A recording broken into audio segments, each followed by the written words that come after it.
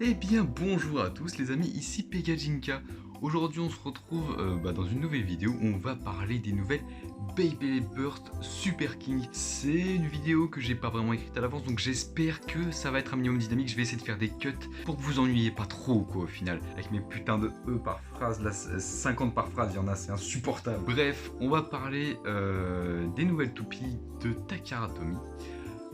Et on va expliquer un peu comment ça marche parce que mine de rien c'est assez nouveau, hein. Ça fait à peine 3 mois que c'est sorti et on est sur un total de 6 toupies, ce qui est bon, je pense assez pour pouvoir en parler, on va dire de manière un peu complète, parce que c'est vrai que les 3 premières toupies que sont Hyperion, Ragnarok et Helios offraient pas beaucoup de possibilités de customisation, du moins à mon sens pas assez pour montrer la véritable utilité de toutes les pièces de ce système. On fera aussi quelques battles histoire de vous montrer un peu les champs des possibilités. Et puis voilà, tout simplement. Du coup, le système Super King, comment ça se compose? Alors c'est extrêmement simple. Ça se compose de 3 pièces que sont le Super King Chip, le ring et le châssis. Châssis qui peut être de 2 types, c'est-à-dire un double châssis comme ça, ou un single châssis qui est plus léger, qui ne tape pas l'adversaire, mais qui peut accueillir un disque. Et ça, c'est une possibilité de customisation très intéressante. À savoir du coup que y a pas mal de similarités avec le système Gachinko Chip qui était précédent, notamment les rings et les chips qui font un peu répétition avec les Gachinko Chip et les bases. Mais la grosse nouveauté du coup de ce système, vous vous en doutez, c'est les châssis qui peuvent être soit single soit double, et vous allez voir que c'est assez insane toutes les compositions qu'on peut faire. D'ailleurs, à savoir qu'il y a eu pas mal de critiques concernant ce nouveau système, comme à chaque nouveau système d'ailleurs, mais que cette fois c'était par rapport à la redondance avec Gachi. Enfin, la majorité des remarques tourner autour de là-dessus, et je vais un peu en parler en fin de vidéo parce que y a des trucs pertinents et des trucs un peu moins, donc voilà. On va aborder l'utilité de chaque pièce dans l'ordre. Alors on va commencer par les châssis. Donc voici un double châssis et voici un single châssis. A savoir que les doubles châssis pèsent environ 40 à 45 grammes, possèdent une partie plastique capable de frapper l'adversaire, que ce soit pour se défendre, attaquer, enfin comme un layer tout simplement. Et chose légèrement intéressante, il possède des dents. Les dents qui vont du coup, comme vous en doutez, gérer la résistance burst, mais on verra qu'il n'y a pas que ça. Single châssis, c'est plus ou moins le même principe. On a des parties métalliques comme pour le double châssis. Il est léger, il est plus léger, bien plus léger, et permet d'accueillir un disque. C'est-à-dire que là par exemple, on a le disque de la nouvelle Ragnarok qui est Will, et ben on peut l'emboîter dedans et hop là vous voyez, on peut tout simplement s'en servir. Du coup ça donne une possibilité de customisation assez intéressante. A savoir que ring, châssis et chip peuvent être à rotation de droite, gauche ou les deux. Ici on a un châssis à unique rotation de droite, et là on a un châssis à rotation de droite et gauche. Et on verra qu'il y a des châssis uniquement à rotation gauche, mais qui n'existent pas pour l'instant. Du coup, je les ai pas sous la main, donc c'est complètement con. Donc je pense avoir tout dit dans les châssis. Si jamais il y a des personnes qui remarquent que j'ai oublié des choses, je les épinglerai en commentaire pour que les personnes non initiées aient le plus d'informations, tout simplement. Alors oui, c'est le Pega du futur parce que j'ai légèrement oublié de vous préciser une chose, c'est qu'on peut changer de mode avec un châssis, ce qui est un peu beaucoup de révolution. Donc voilà, je vous laisse avec la suite de la vidéo, mais bah, voilà, vous pouvez changer de mode, c'est quand même assez important. Voilà, des bisous. On va enchaîner avec le ring, ici le ring super de Super Hyperion. Comme vous voyez, on va prendre le système Gachinko, et vous allez voir que ça ressemble quand même un peu beaucoup à une base. À seule différence que là on est sur un poids bien plus léger et une épaisseur bien plus fine. Vraiment la grosse nouveauté de cette génération, c'est le châssis. C'est vraiment ce sur quoi il faut se concentrer dans cette génération. Là où le système Gachinko c'était, on va dire, un peu l'union des trois. A savoir que du coup, tout comme les châssis, on a des rotations de droite et gauche. Alors pour le moment c'est un peu comme les châssis, il n'y a pas de châssis à double rotation, mais on pourra quand même se douter que, je sais pas, une Spriggan par exemple pourrait avoir un châssis à double rotation. Voilà, j'ai dit Spriggan vraiment au hasard, hein. Je dis ça comme ça. À savoir que le châssis que je vous ai montré, donc super, est l'équivalent d'une base à peu près classique. Mais tout comme les bases, on a certains rings qui ont des gimmicks. Par exemple, là, on a le ring Glide de Glide Ragnarok qui a des petites ailettes qui reprennent un peu le gimmick de Blaze Ragnarok. Donc c'est cool. À savoir aussi également, voilà, ça c'est le truc assez intéressant. Vous avez vu que le châssis pouvait gérer la résistance burst, notamment parce qu'il y avait les dents dessus, ça paraît assez simple. Mais le ring la gère aussi, c'est-à-dire que selon l'épaisseur du ring, en fait, ça va rapprocher ou éloigner les dents du châssis de celles du driver. Qu'est-ce que ça fait? Bah, du coup, ça veut tout simplement dire que un ring fin comme Super aura une résistance burst plus accrue qu'un ring épais comme Glide, puisque un ring épais va éloigner les dents du châssis de celles du driver, et donc faire baisser la résistance burst. C'est pour ça que mettre 2A sur Brave, ça fait une résistance burst qui est plutôt grande, et le mettre sur Glide, ça fait une résistance burst qui est vraiment peu ouf. Alors là, ça devient peut-être un poil plus complexe. Je vais sortir Valkyrie pour montrer tout ça. Les Super King Chips, qui sont l'équivalent des Gachinko Chips, mais pas vraiment. C'est-à-dire qu'à première vue, on pourrait se dire que c'est purement décoratif et que ça n'a un peu aucune influence sur le burst, ce qui est pas mal en soi, hein. Il y avait les boulons dans MFB qui jouent à peu près le même rôle. Sauf que pas vraiment en fait. Si vous voulez, on a deux types de Super King Chips. Donc on a les types, on va dire, qu'on va appeler normaux, comme Hyperion, Ragnarok, Fafnir, Satan, Helios, toutes les baies sorties sauf le chip de Valkyrie. Le chip de Valkyrie, il est un peu spécial, il est plus haut que celui de Hyperion, mais il est également plus court. Qu'est-ce que ça veut dire? Ça veut dire qu'un chip plus haut va vous donner une résistance burst accrue, mais par conséquent va vous enlever une dent de serrage. C'est-à-dire qu'admettons, je prends 1A, qui est le châssis de Hyperion. Il possède 4 dents. Si je mets du coup le chip Hyperion sur le châssis 1A, je vais bel et bien avoir 4 dents de serrage. Mais si je mets la Famoso Valkyrie, je vais avoir 3 crans de serrage, mais plus serrés. Donc c'est toujours dans une mécanique de contrepartie, etc. Qu'est-ce qu'on préfère? Une meilleure résistance burst, plus de crans, etc.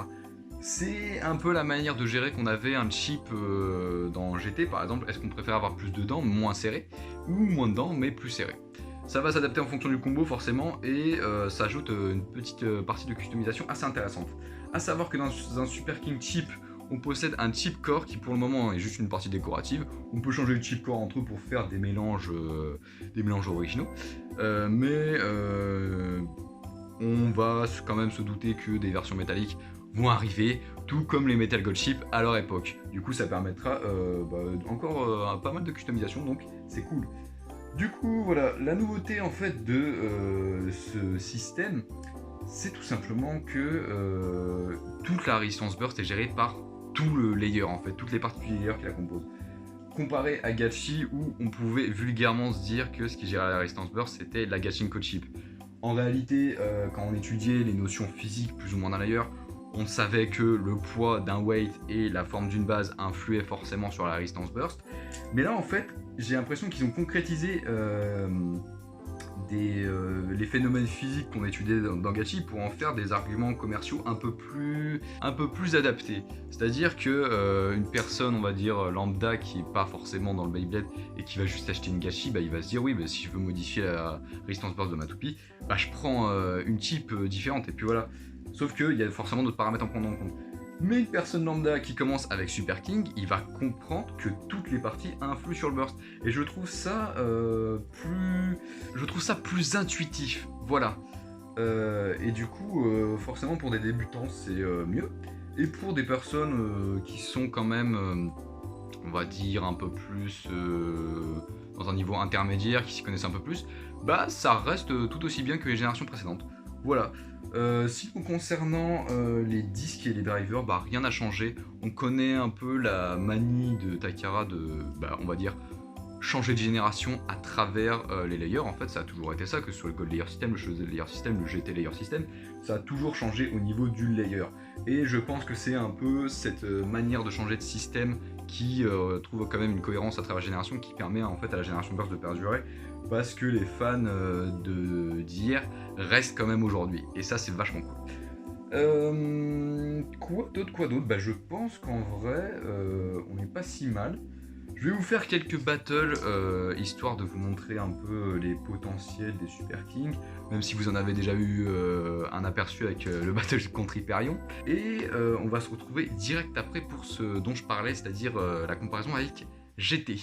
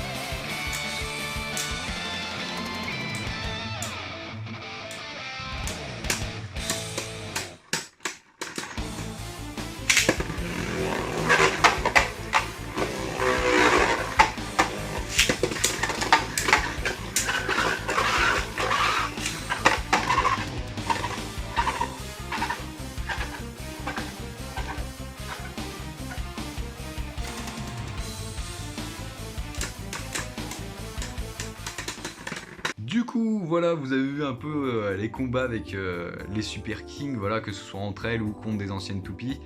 Ça me fait d'ailleurs toujours marrer, on va dire, le délire comme quoi les toupies sont de plus en plus larges et sont toujours de plus en plus lourdes. Sauf qu'à comparaison, les premières GT étaient plus larges et plus lourdes que les premières Super Kings, donc on voit quand même que c'est pas forcément vrai. Oui, et du coup, pour revenir sur, on va dire, la copie un peu du système GT, comme j'ai dit, il y a des choses qui sont un peu pertinentes dans le sens où c'est vrai qu'une base et un ring, ça se ressemble quand même vachement. On va pas se mentir, ça a un peu la même substance, le même rôle. Pareil pour le chip, c'est pas vraiment la même chose, mais on va dire que ça se ressemble un peu. Il y a quand même une base qui a été reprise de GT, et personnellement, je trouve pas ça si mal en fait. C'est-à-dire que je trouve que ça permet aux joueurs de GT de pas trop se perdre, et en même temps je trouve qu'on a suffisamment d'innovation pour dire que c'est une nouvelle génération, que c'est pas juste une repompe de GT un peu modifiée. En fait, je sais pas si vous vous rendez compte, mais vraiment, rien que le châssis à lui tout seul, c'est une révolution de dingue en fait. C'est-à-dire qu'on a littéralement plein de changements de mode possibles avec les doubles châssis, et la combinaison avec les single châssis est juste énormissime, puisqu'on peut mettre les anciens disques avec. Et du coup, je comprends pas vraiment ce délire de dire qu'il n'y a pas vraiment d'originalité. Rendez-vous compte, avec 2A, on peut faire changer de mode. Alors déjà, Brave, est-ce que t'as déjà vu une Valkyrie avec un changement de mode, putain? Rien que ça, c'est une innovation. Mais on peut le faire aussi avec Glide, parce que le truc est pensé de manière triangulaire aussi. Du coup, en l'emboîtant, tu peux mettre les lames rouges soit sur les parties, on va dire, dures, soit sur les parties avec les ailes. Et putain, rien que ça, rien que de se dire on peut faire des changements de mode avec plus ou moins toutes les combinaisons de châssis et toutes les combinaisons de ring, c'est une révolution de dingue. Et je trouve que Takara a bien réussi son pari. De plus, je trouve qu'au niveau, on va dire, commercial, ça s'est calmé. Les random boosters sont, je trouve, un peu plus... un peu meilleurs. Je les trouve un peu meilleurs en vrai parce que... je sais pas, je trouvais que les random boosters GT sortaient déjà à un rythme beaucoup trop fréquent, mais ça je l'ai dit, je l'avais dit dans une de mes vidéos, et je trouve que les Bay manquaient peut-être un peu de personnalité, alors après c'est dû au fait certainement qu'elles n'apparaissaient point dans l'animé. Mais voilà, je préfère les random boosters de chez Génération, et notamment leur rythme de sortie. Voilà, sinon comment conclure cette vidéo? Le système Super King c'est vachement cool, voilà. J'espère vous avoir donné envie de vous intéresser à ce... système en vidéo, tout simplement. Je pense faire une vidéo sur le système Hypersphère de Hasbro, qui est tout de même lui aussi très intéressant, très amusant, et qui a un côté stratégique assez insoupçonné. On se retrouve donc pour de prochaines vidéos. Peut-être que la vidéo Hypersphère sera celle d'après, je sais pas. Vous commencez à me connaître et vous savez que j'ai pas non plus de temps très fixe. Dans tout le cas, on se retrouve dans une prochaine vidéo. C'était Pegajinka. A plus tout le monde.